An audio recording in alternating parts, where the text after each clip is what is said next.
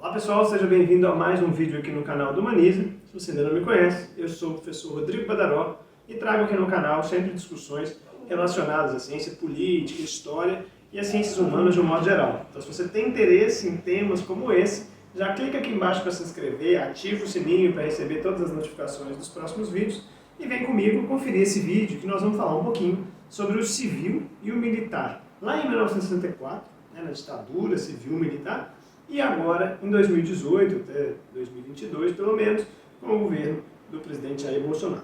Vamos lá.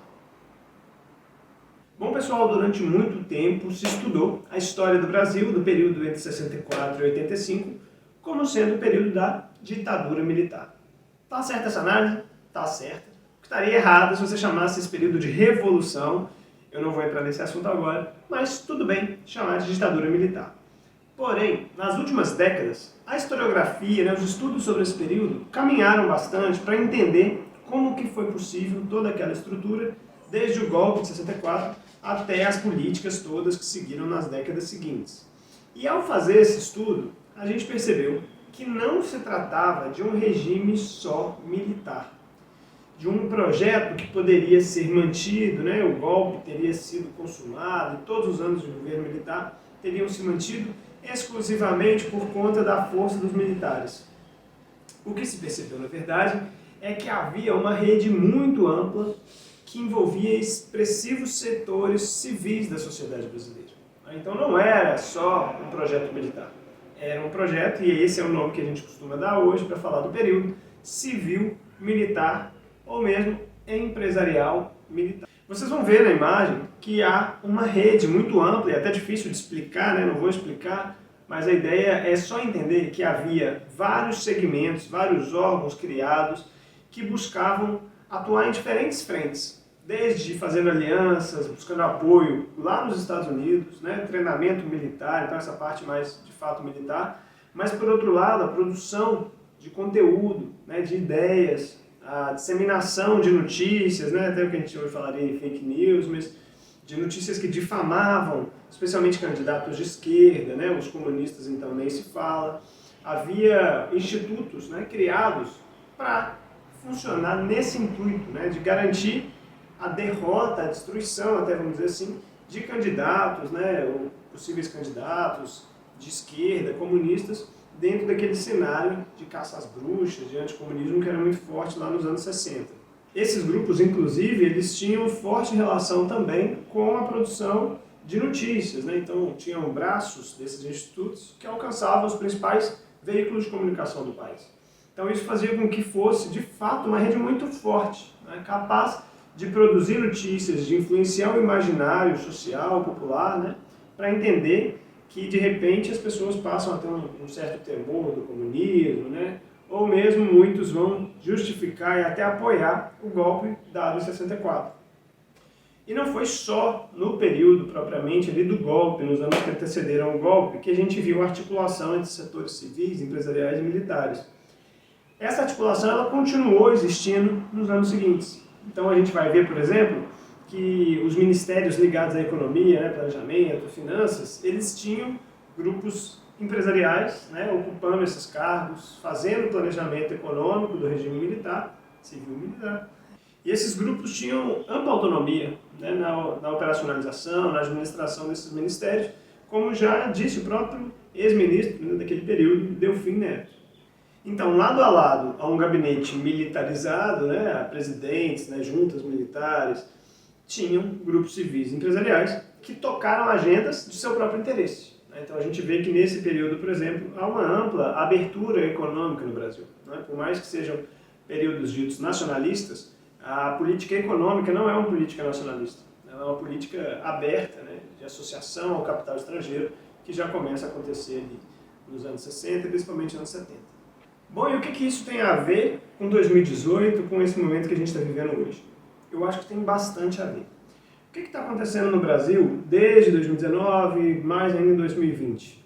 Um processo reverso em que a gente teve uma eleição, embora de um ex-capitão, mas de alguém que vem da política, de um âmbito mais civil, mas que vai fazendo um processo de militarização da administração pública. Então, o que tem acontecido? nos últimos anos tem crescido muito o número de militares ocupando cargos públicos no executivo, principalmente federal. Então, é claro que sempre houveram, né, militares ocupando cargos civis, cargos na administração, mas de 2019, só de 2020 para cá, vou colocar aqui os dados para vocês verem, houve um crescimento muito grande desses números de militares dentro do governo. Então, é um aumento muito expressivo, que não é irrelevante, não é por acaso, né? E não só em cargos internos da administração, mas também nos cargos de chefia, principalmente. Então, há militares chefiando vários departamentos, secretarias e o principal, chefiando ministérios.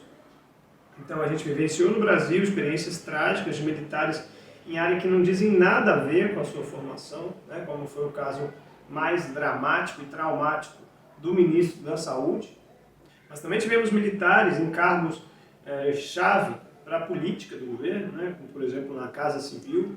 Então houve de fato uma entrada dos militares em toda a administração e na política brasileira, mais pelas portas de trás, mais por trás das cortinas, do que propriamente por meio da eleição, né, ou de concursos, procedimentos mais tradicionais.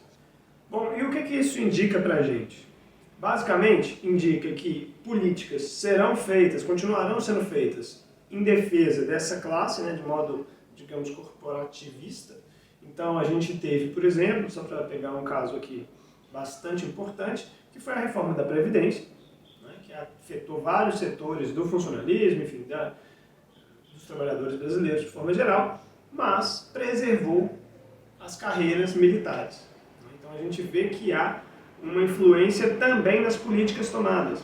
Não se trata só de um apoio ali pontual, de uma coisa nesse sentido, não. É uma rede também que vai tentar fazer valer seus interesses.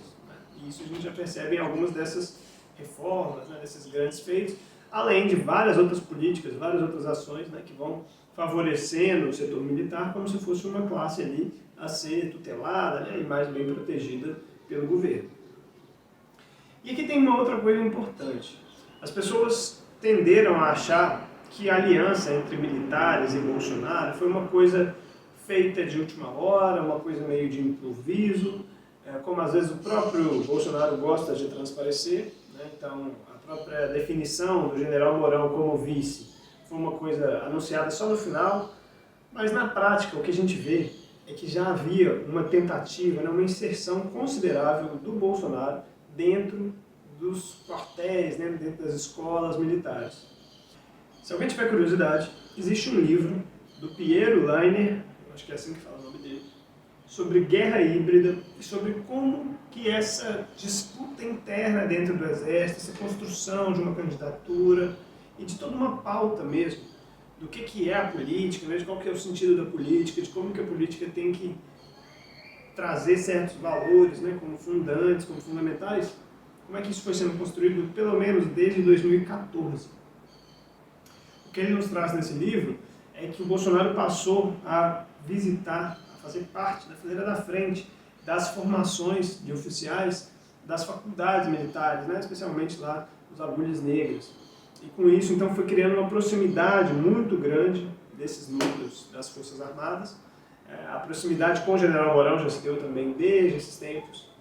Então, é interessante a gente estudar isso, e eu vou deixar aqui nas referências o nome certinho do livro, onde você pode encontrar, porque a gente vai compreender que esse militar, nesse momento que a gente está agora, ele não é pontual, ele não é só o fato de ser um capitão reformado, uma coisa assim pontual, mas que é, na verdade, toda uma costura que foi sendo feita durante quase uma década por Bolsonaro e outras lideranças militares, com pautas específicas, e a gente vê isso também com resultados práticos, em políticas, em reformas que blindam os militares, e nessa enxurrada de cargos, recursos que vão sendo distribuídos para os grupos militares.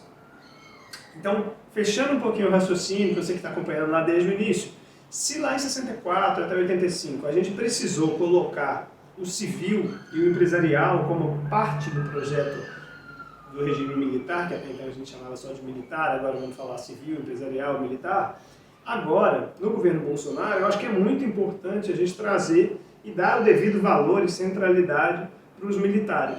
Né? Não só para uma ou outra figura, como se fosse ali um ou outro que está com o Bolsonaro, mas entender que é uma costura ampla, que foi sendo feita durante um longo tempo e que tem efeitos práticos perversos para a nossa democracia aí, frágil que estamos vivendo nesse período.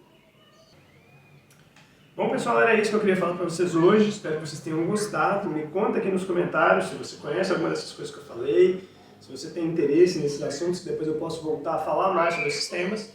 Deixe seu like se você gostou, se não gostou, deixa o dislike também. E se ainda não está inscrito, clica para se inscrever, ativa o sininho para ficar por dentro das novidades, beleza?